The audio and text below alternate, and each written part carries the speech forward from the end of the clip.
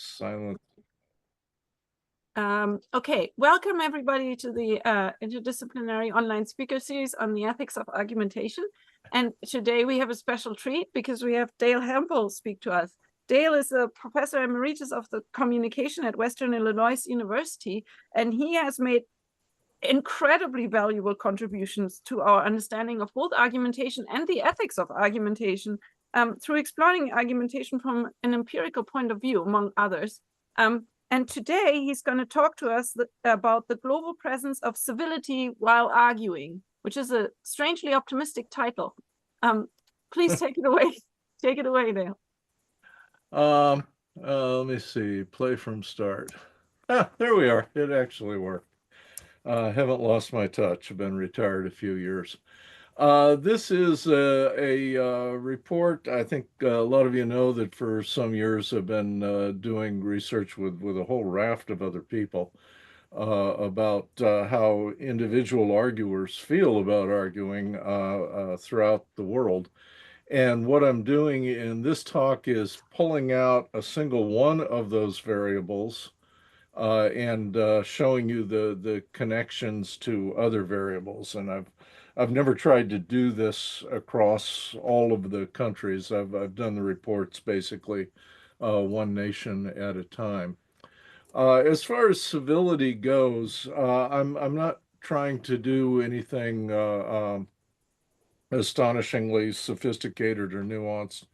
I'm just using the simple idea that being civil is being courteous, being polite, and being conventional. In other words, being predictably nice.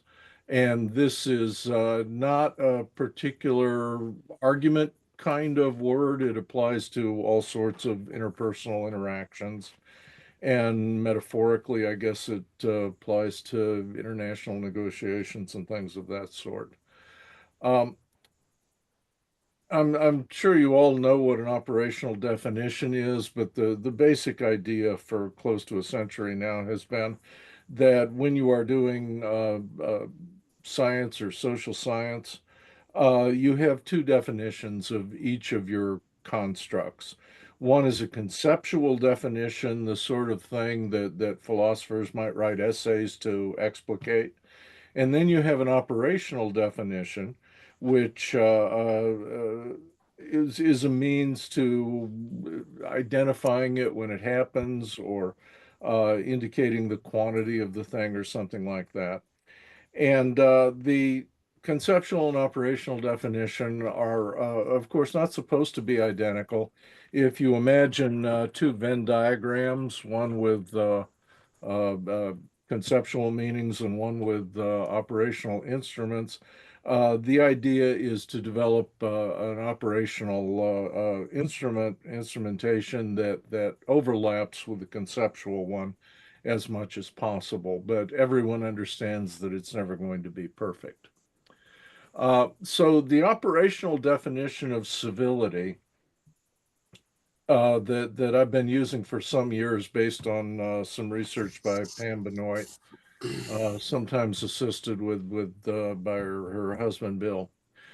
We give individuals these items and ask them to agree or disagree, and they can respond on a scale of usually 1 to 10, sometimes 1 to 5. And let me go through the items because this is really what I'm studying here.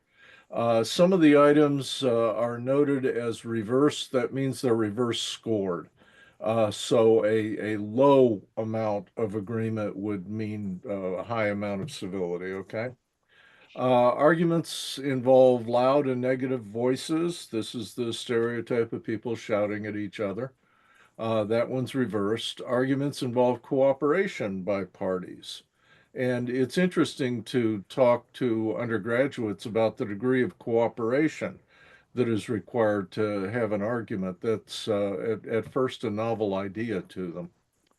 Arguments involve positive relational outcomes after they are over. The relationships are improved, the workplace climate is improved, and things like that. Arguments involve closed mindedness by the parties, and this, of course, is reverse scored. So civility presupposes at least the enactment of being open-minded. Arguments involve successful problem solving. And you might be surprised to see a utilitarian item like this, but what it means is that you're actually going after the issue when you are being civil. You're not doing ad hominem. You're not trying to tear down the other person. You don't consider that you have won if the other person breaks into tears and things like that. Um, uh, Aiming at successful problem solving is kind of the opposite of being a bully, for example. Arguments involve irrational emotional displays. This one, of course, is reverse scored, and once again, it refers to the stereotype. Well, actually, I'm calling it a stereotype, but it does actually happen. People lose their tempers and just scream at each other. Arguments involve negative relational outcomes after an argument is over. This one is reverse scored. You might wonder why we ask about both positive and negative relational outcomes instead of just one. That's because people might believe that arguments have nothing to do with your relationships, and so they don't result in either positive or negative consequences. That's kind of a fantasy, but some people have it. And other people believe that you can have both positive and negative relational outcomes in some measure, in some balance. Arguments involve hostility, reverse scored. Arguments involve genuine exchange of views by both parties. And arguments involve physical violence. And we've done some studies in which we've really explored the connection between arguing and physical violence. If you're interested in that, the initial work was done by Dominic Infante, suggesting that verbal aggressiveness is an inevitable step that comes just before domestic violence. He doesn't say it causes it. He just says that when you find domestic violence, it was normally preceded by exchange of ad hominems and cursing and shouting and things like that.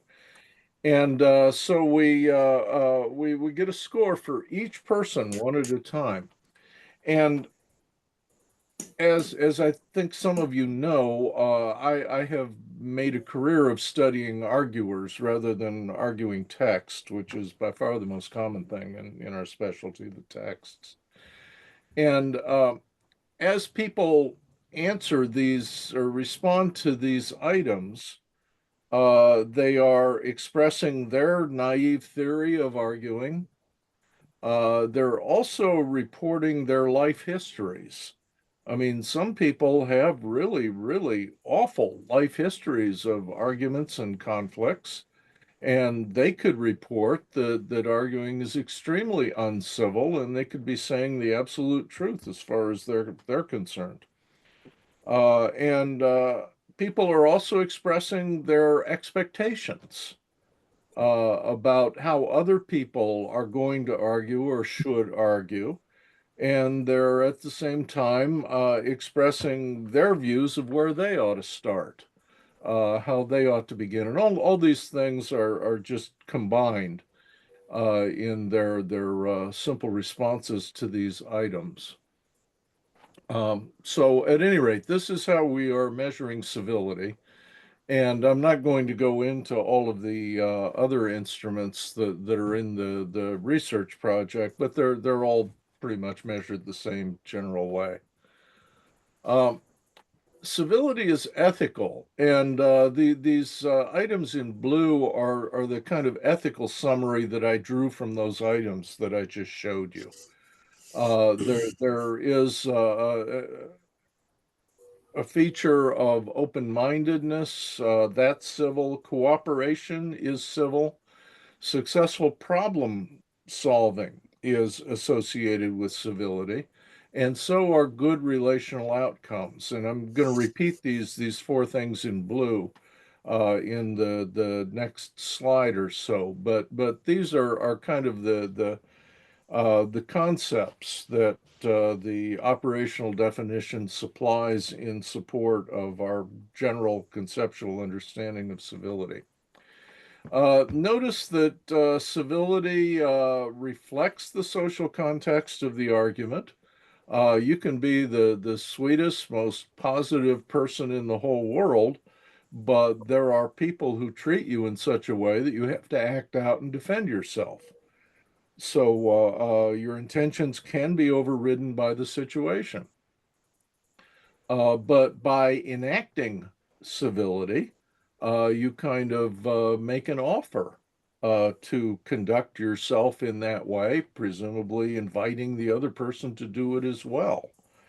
So you don't have to be a victim of your life history, and you don't have to be a victim of the other person's either nastiness or incompetence. We all know people that just don't seem to be able to follow the thread of an argument. And if you enact enough civility, you can kind of guide them to more successful performances. And in this way, your intention to do civility, your expectation of civility has some influence in creating the social context of the interpersonal argument. For instance, I have found in my own life, not particularly with regard to arguing, that if you treat people the way they're supposed to be, most people rise up to it. And so I think that that occurs as people participate in their own everyday arguments. Um, Civility affects power dynamics. Who's allowed to question someone's evidence? Who is required to provide evidence? Who are you allowed to disagree with? Who must you consult before you do a thing? These are all things that are relevant to power dynamics.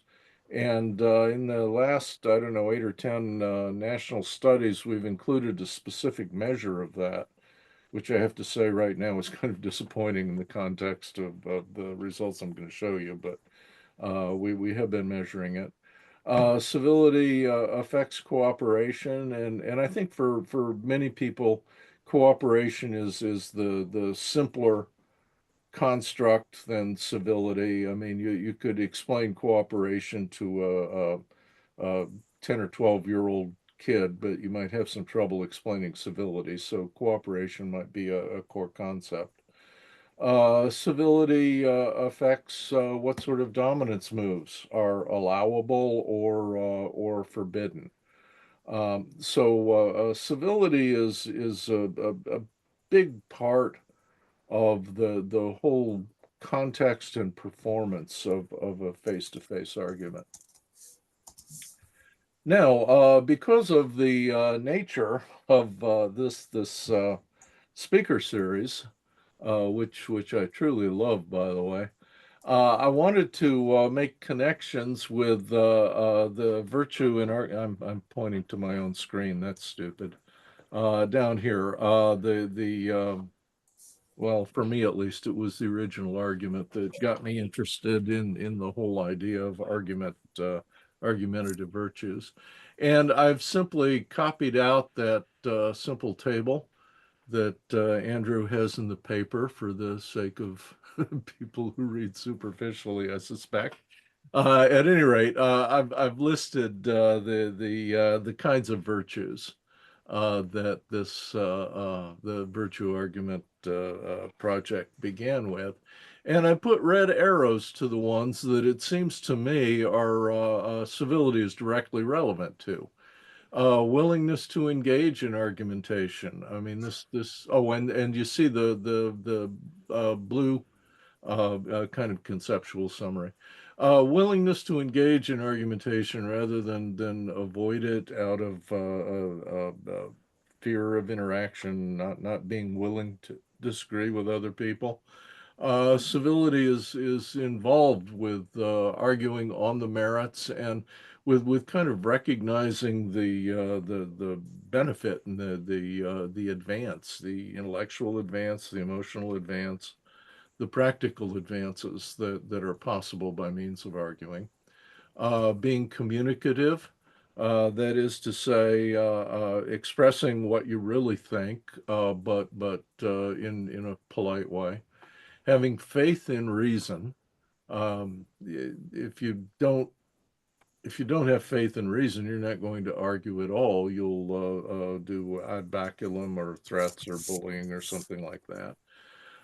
Intellectual courage, because as we know, when you express yourself in an argument, you're honest about your commitments, and if you are open-mindedness, which is part of civility, you open yourself to the possibility of someone showing you that you're wrong.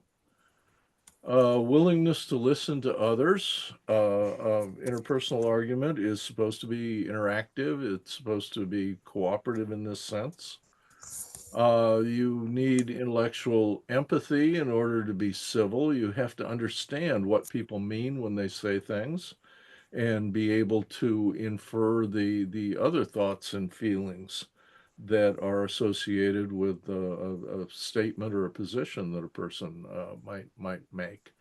So you need insight into persons because it's persons that you argue with. You don't argue with sentences or paragraphs or I don't know, constitutions or something like that. You argue with the person that you're talking to, and you have to have some sense as to why they say it and what they mean.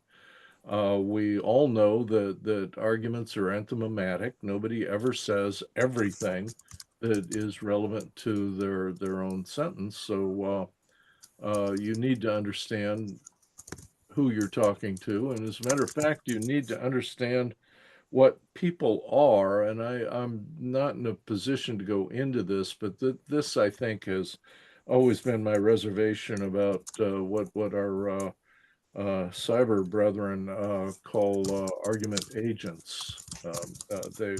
You're going to have to spell out the entire disagreement space if you're going to do it with computer, I think. You need insight into problems. Why is this even worth talking about?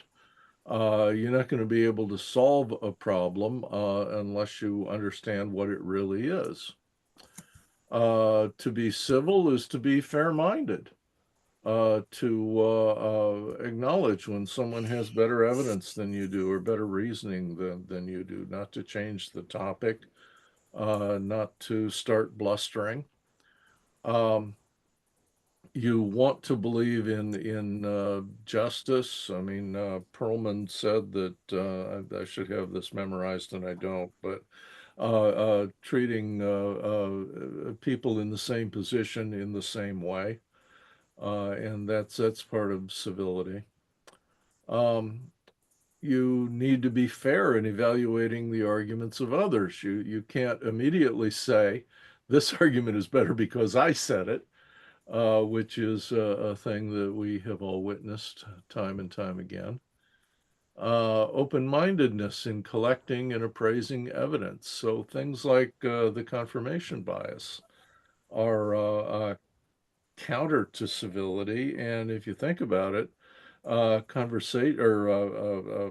confirmation bias actually reinforces and sustains incivility because in collecting evidence selectively like that, you form negative opinions of the people you're arguing with. It has always annoyed me when people with whom I otherwise agree on political issues complain that the other side is impervious to facts. You know, you give them facts and they just ignore them, and the it misses the whole point that they think they have facts. They don't think you do. Both sides think that the other side is irrational because they won't listen to facts, and it's really a disguised way of saying I would like to argue with you, but only if you will give me the magical property of putting facts in your head and letting the entire argument operate on the platform of what I think is true. So open-mindedness is an important part of civility. Recognition of reliable authority, understanding that scientists are worth listening to. Well, that might reveal some of my prejudices right there. But at any rate, being able to evaluate the other person's evidence and sources properly. Recognition of salient facts, and talking about that. Willingness to modify one's own position. This was the thing that Brockreedy really brought home to those of us who came to argumentation through the communication different discipline. Uh, if you if you want the other person to change his or her position, it's only fair that you go into things with the same willingness to change your views if you're proved wrong.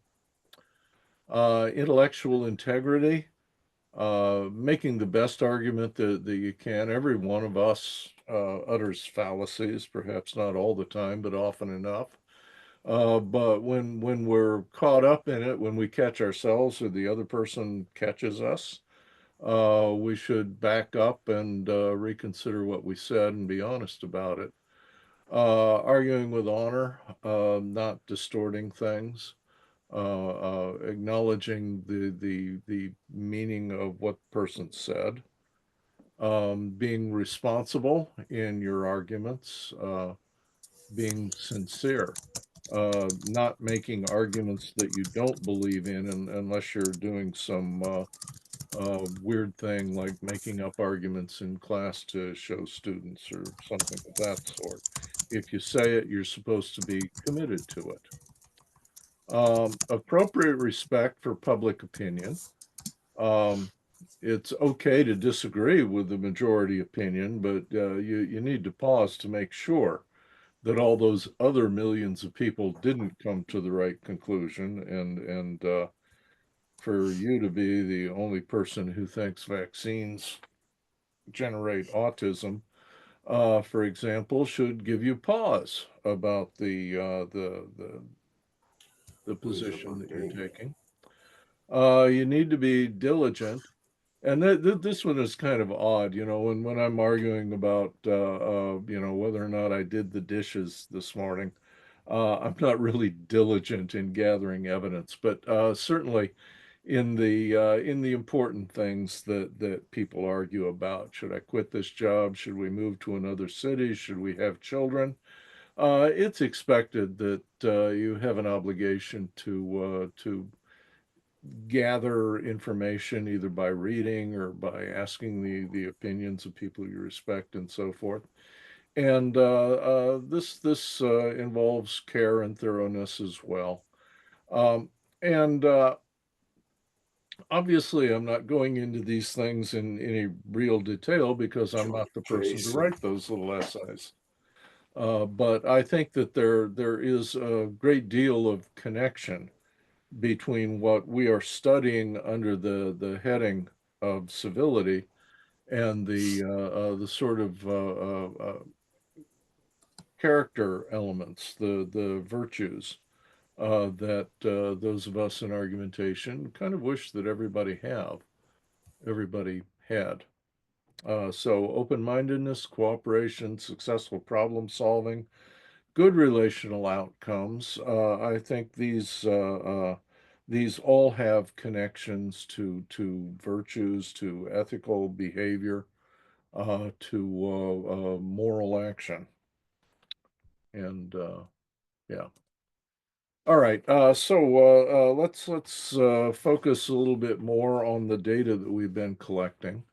As I mentioned at the very beginning, civility is not the only thing that we measure. We gather data, self-report data, on a whole bunch of other things, and mainly what I'm going to talk about from this point on is how civility relates to those other things, so that we can see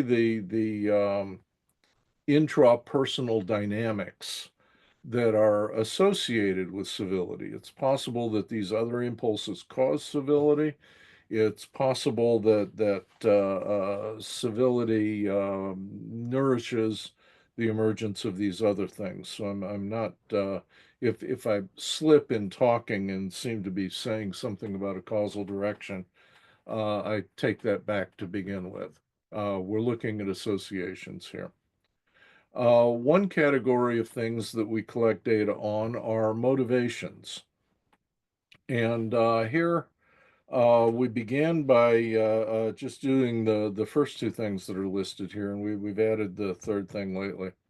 Approaching or avoiding arguments, and this is what social scientists are doing when they measure a trait called argumentativeness. And these are the motivations to engage in an argument on its merits, to talk about the reasoning, to talk about the evidence, to do the kind of arguing that we're trying to teach our students. And the argumentativeness instrument has two subscales. One is approaching arguments, and you have items like I like to argue, it's satisfying to have a thorough argument, and also a subscale that measures avoidance. And here people say, if I think an argument is developing, I change the topic or I get out of there.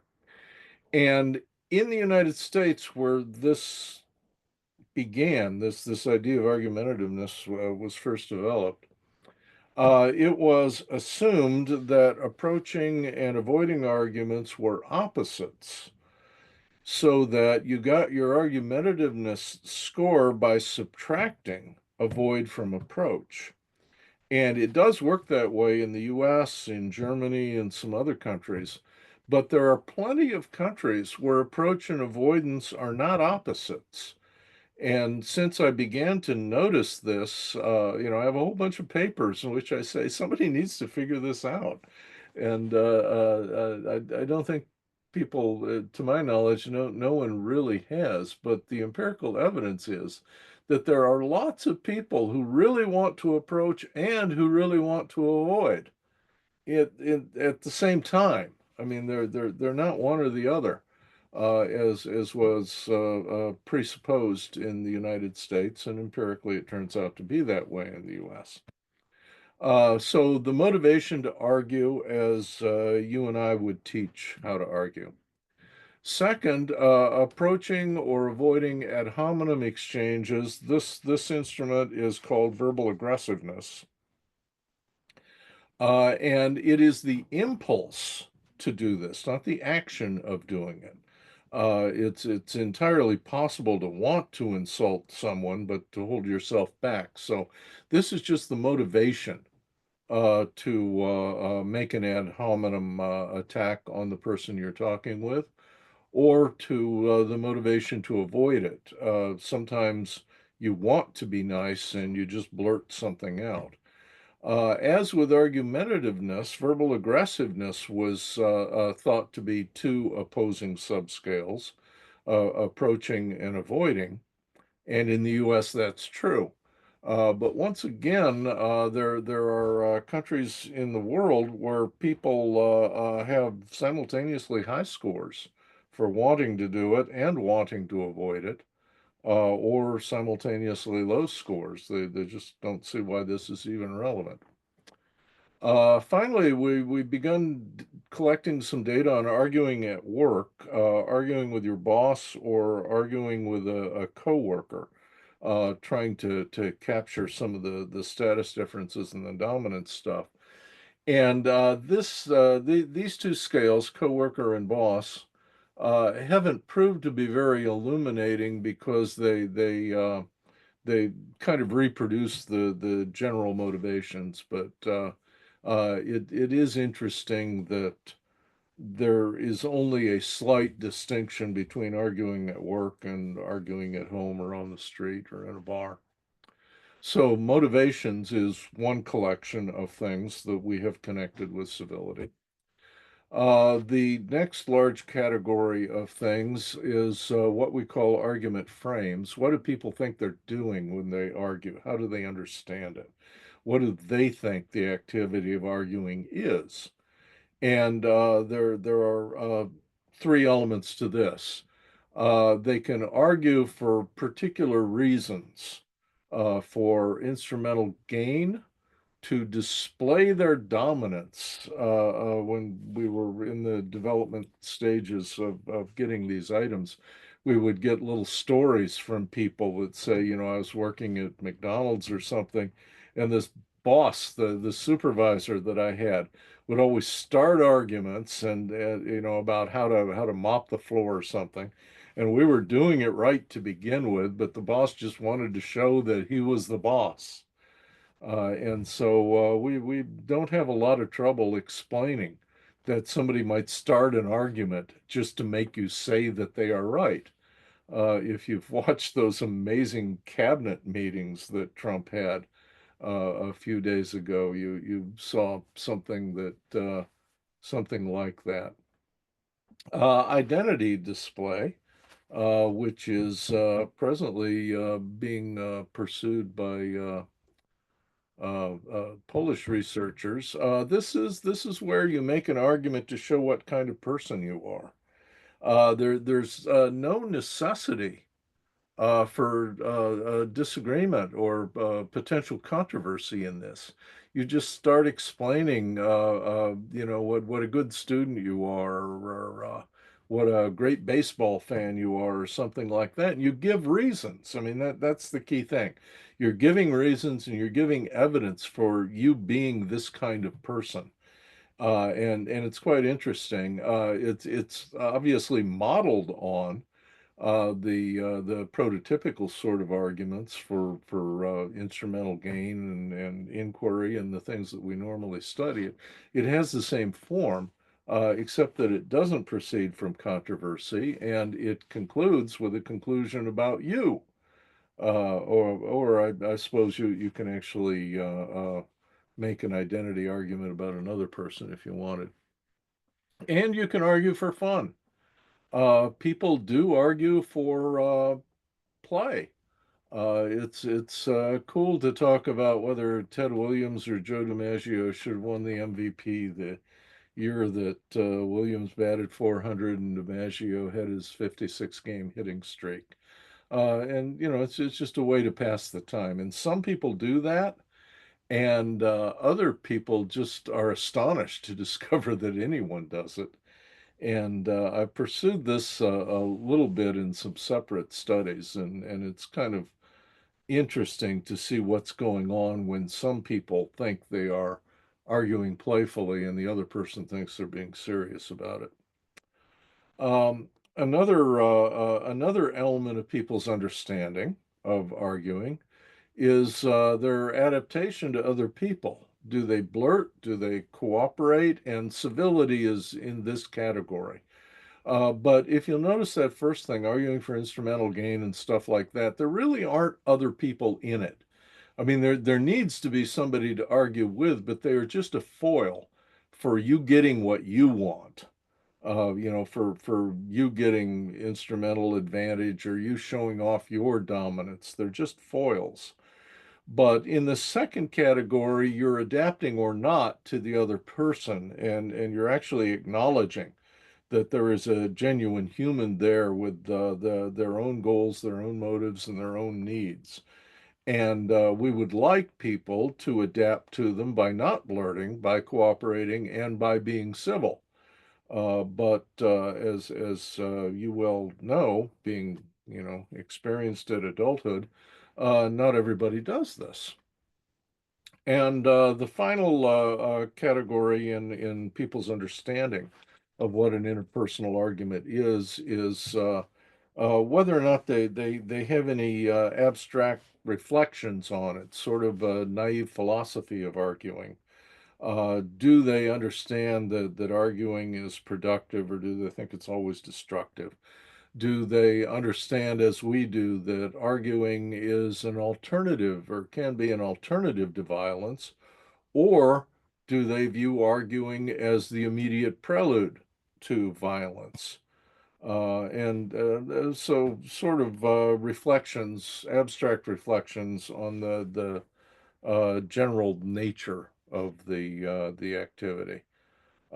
So these are what we call argument frames, but they're really about people's understandings of the activity. We collect data on people's feelings about the interpersonal experience of arguing. In particular, we examine the degree to which they personalize conflict, whether they think that disagreements are about the merits of the issue, or do they think that the disagreement is, if not primarily, at least forcefully, a matter of personal hurt. So we measure whether or not people take arguments personally, whether they believe that other people pick fights with them in order to persecute them, make them feel bad.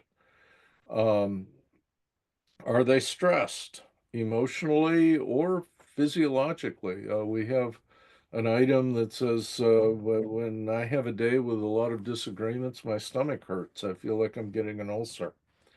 As well as more obvious reports of emotional stress. Uh, Threatening or reinforcing interpersonal relationships. Do you worry that a disagreement is going to damage a friendship or a work group's climate? Or do you think that an argument can improve a friendship or a task group's functioning? And we ask both questions because, as I forget what I was talking about before, there are people who think both things are possible. That a disagreement can improve a relationship and that a disagreement can damage it. I mean, there's some other factors in there, but it's not simply one or another. And we also ask them, do you enjoy being in an argument or do you hate it? It's just an extremely general measure of enjoyment. And finally, in the last 6 or 8 studies, we've done this last thing. We have measured what's called power distance, which is a cultural indicator originated by a guy named Hofstede, and he characterizes cultures and nations like this about whether or not they are high on power distance or not. The idea is that you can be comfortable with power distance. In other words, you can see social structures all around you where one person is dominant and another person is one down, and you can expect that. You're comfortable with status differentiations. And there are other cultures, the American culture, I think, being one of them, where there's more of an egalitarian understanding that you might be richer than me, but you're not better than me. And by the end of my active teaching career, I finally got used to students coming up to me on the first day and calling me Dale. I didn't mind it, but it was just, not how things were in the 1950s and 1960s. And that's sort of egalitarian impulse is very noticeable to some of our international students. At any rate, this whole battery is the empirical context that we're getting data on civility in. So now let's get to some of the details. We've collected data from a whole lot of nations, and I sort of organized them here by general parts of the world. We have data from all of these countries. The total sample size of respondents is now more than 8,000, but we don't have the same number of people from each country. We have the most data from the U.S. And from Ukraine. We've got 3 really big studies from Ukraine. We've got 2 good-sized ones from Poland. We've got 3 kind of moderate-sized ones from Chile. So every nation isn't reported equally in all of this, and I'm still trying to decide what to do about that.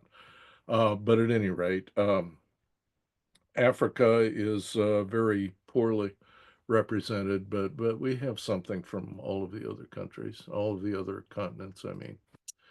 Now, in presenting the results, I'm dividing things into the categories of predictors like motivations, understandings, feelings, and so forth. And that's just because I'd like to have a manageable number of things to talk about on each slide. We are doing multiple regressions. This is where you predict one variable's values by the values of the other variables. So we would be predicting civility. Civility scores by scores on argument approach, argument avoid, and things like that. For example, you might try to predict a person's weight by their sex, their age, their height, their appetite, the amount of exercise they get. And combining all of these things together gives you a better prediction of weight than just doing them one at a time. And so multiple regression is a more sophisticated statistic than the next one I'm going to talk about in a minute. The accuracy of the model is predicted by R squared, which ranges from 0 to 1. If the model didn't predict anything, the R squared would be 0. If the model, the right-hand part of the equation, predicted the dependent variable perfectly, you'd have an R squared of 2. And here's the key thing. Every predictor variable's effect is calculated on the statistical assumption that the other variables are held constant. So each measure of a predictor variable's importance presupposes well, it doesn't presuppose there are statistical ways to make it appear that the other variables didn't change at all when you are making that assumption. And this has the virtue of showing you the most and least important predictors, but it also has the weakness that occasionally you have created a multiple regression that is impossible in the world. For example, if you look at that weight example, um, can you really predict the effects of height on the assumption I don't know. I had an example in my mind and I've lost it now. The point is sometimes you end up with a statistical model where people have zero weight or zero height or something like that, and it doesn't mean that there's anything wrong with the math. It just means that you have to read the results rather carefully. Besides multiple regression, I'm showing you the correlations, and this is just two variables at a time. So it'll be civility with arguing for practical purposes. And this is just the simple association, one variable with another, ignoring the likely duplication of variance by other variables. So you might predict a person's weight by a measure of their appetite, and you'd get a correlation, but you would be ignoring the effect of height and sex and things like that. All right, so that's just trying to teach statistics in 3 minutes, probably not successfully. At any rate, civility and motivations. This is a multiple regression. And civility is predicted by verbal aggressiveness, antisocial. This is wanting to do ad hominems. So the more you want to do ad hominems, the less civility you have. Or for and similarly, argument avoid is negatively connected with civility. So the more you want to avoid arguments, the less civility you have. And there's a strong connection to argument approach. So you are more civil when you are more motivated to approach arguments. Now you'll notice that some of the motivational predictors are left out of this equation. because they weren't statistically significant, and I've listed them here.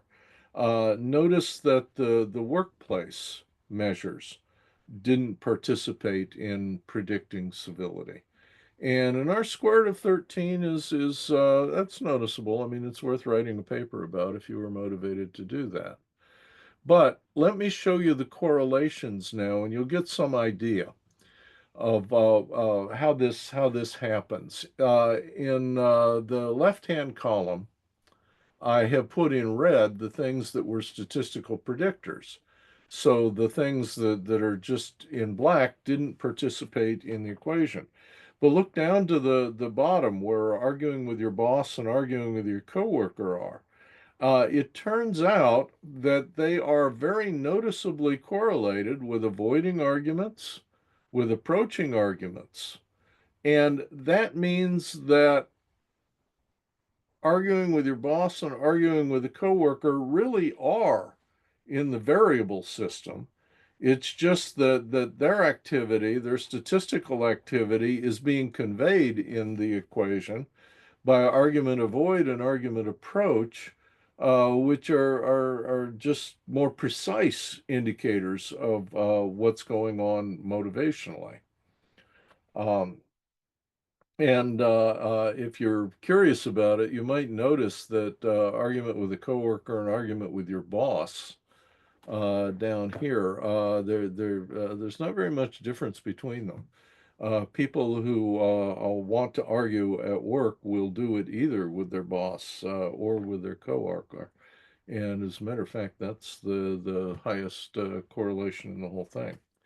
But when you look through the column of correlations with civility, you'll find the same pattern that we found in the multiple regression, which doesn't always occur. I mean, there are weird cases where the signs can flip. But being antisocial, wanting to do ad hominems, that's negatively connected with civility, as is avoiding arguments. But approaching arguments is very clearly uh, a, a uh, an avenue toward civility. And as I say, it's argument approach that is really carrying the workplace effects in. So those are the motivational results. The argument frames, all of the argument frames were significant. So you have more civility when you're arguing for productive, practical ends. That's the utility measure. You have less civility when you like to argue in order to display your dominance. You have more civility when you're arguing for identity display, when you're arguing perhaps uncontroversially about what a good philosopher you are. Civility is somewhat increased uh, when people are inclined to argue for play. It is reduced when people express themselves with blurts without pausing to edit what they say to adapt to the other person. Civility is increased by cooperation, and it is increased by this variable that I kind of regret having named about 15 or 20 years ago, professional contrast. That's that reflection on the nature of argument. Basically, it's a measure of whether or not people agree with us about what an argument is. And this R squared is 25, which is even higher than the one we got for motivations. Now, here are the correlations, and since everything was a significant predictor, instead I've only put in red some of these other really substantial correlations within the whole system of predictors, and what you see is that these things kind of move as a mass. All of these things are involved, and so you shouldn't be surprised if some of the multiple regression uh, coefficients change because, well, for instance, look at utility and dominance. The people who argue for to gain or protect some asset are also pretty aggressive about arguing to display dominance. Or maybe I said it backwards. The people who argue to display dominance are also very interested in arguing to preserve things. Um, but utility is also associated with identity. And there are a lot of things that are expressing their influence on civility by means of their influence on these other variables. What we have here is shared variance, and the shared variance doesn't really care whether you attribute it to utility or identity display because the shared variance is a common property of both of them. Personalization of conflict. This is where we're talking about feelings. We find that civility increases as people express more stress about disagreement. Civility decreases, though, when they think they are being persecuted, when they think that other people have started the disagreement just to screw with them. Civility is improved by the expectation that relationships can be improved by arguing or conducting yourself in a disagreement. But it's also somewhat improved by the awareness that you can have negative consequences. So, across all of these nations, we are not getting positive relational effects and negative relational effects being inverse, being one positive and one negative. And I think what we're looking at here is just being perceptive about the relationships. The more perceptive you are about either positive or negative outcomes, that puts you in a position, um, in a stance to conduct yourself with civility. And positive valence, the more you enjoy being in disagreements, the higher your civility score is.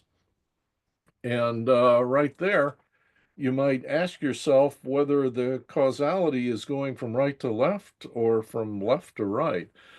It may be that in the case of positive valence, the more civil your life history of disagreement is, the more you like it, or vice versa. R squared is 15. It's pretty noticeable, but not as high as we had for the frames instruments. Notice here that direct personalization doesn't make the equation. And that, of course, is the core idea in personalization of conflict. But here are the correlations, and what you can see in the direct column is that it correlates with everything else. And so the idea of directly personalizing conflicts does connect with civility, but it does so by means of the variance it shares with stress feelings, persecution feelings, expectation of positive and negative relationships, and your general valence about being in a conflict. So the multiple regression is statistically correct, but there are certainly additional insights to be gleaned by going through the correlation table and understanding how that multiple regression came to be what it is. Usually the correlation table and the multiple regression are pretty consistent with one another. But here is a very nice example of why it's important to look through the correlation table along with simple report of the multiple regression. And we're coming to the end here. Just a few more things. Power distance, age, and sex. We did a multiple regression and pretty much nothing came out. The R squared was essentially zero. There was a very small effect for age. We find age effects for lots of other variables, but not for civility.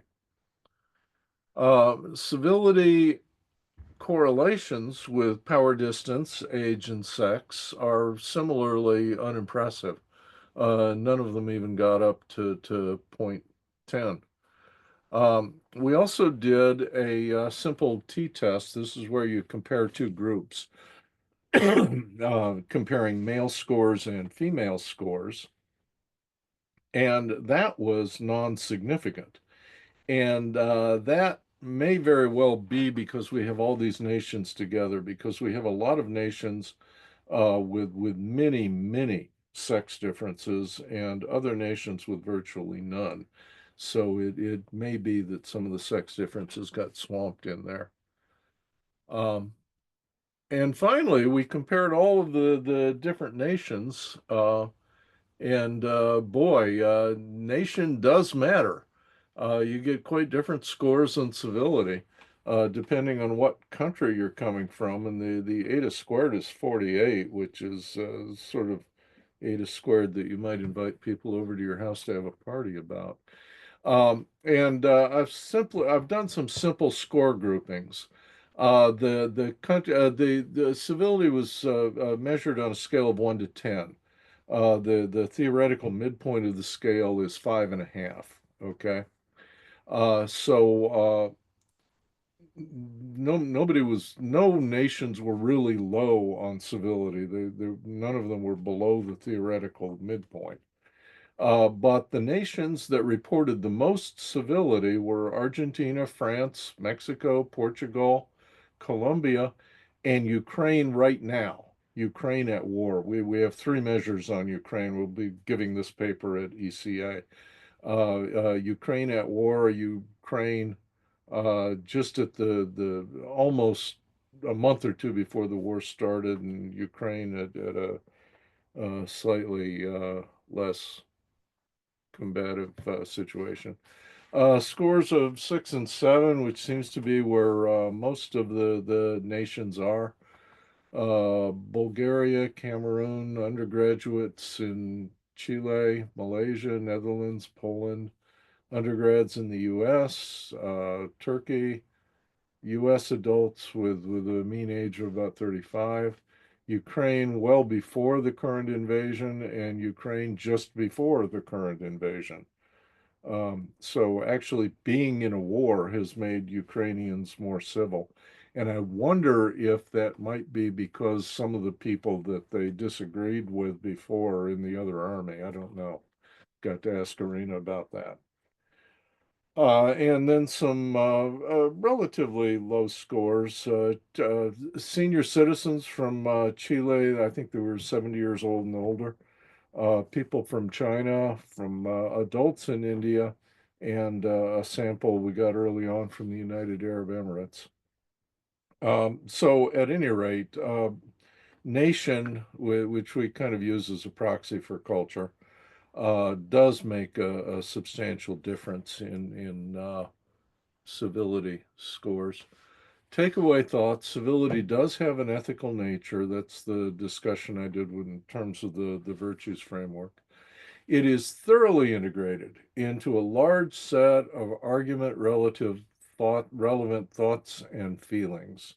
It's not a single impulse. It's integrated into your whole character, into your whole personality, and it expresses itself directly and also indirectly in terms of some of the other measures that I mentioned.